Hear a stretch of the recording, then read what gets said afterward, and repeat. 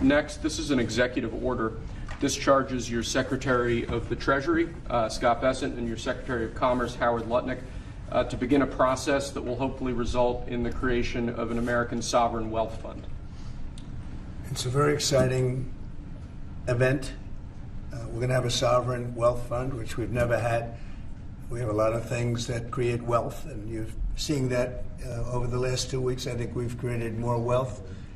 Other people have created de-wealth, the people, my predecessors. We're creating a lot of wealth.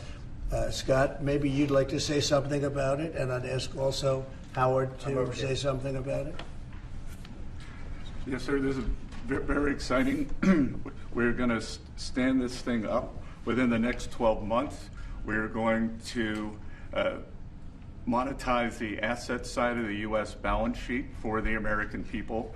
We're going to put the assets to work, and I think it's going to be very exciting. We're going to study best practices that's done around the world. It'll be a combination of liquid assets, assets that we have in this country as we work to bring them out for the American people. The extraordinary size and scale of the U.S. government and the business it does with companies should create value for American citizens. If we are going to buy 2 billion COVID vaccines, maybe we should have some warrants and some equity in these companies and have that grow for the help of the American people. So I bring all these things together, I think Scott and I will create an amazing sovereign wealth fund for you, sir.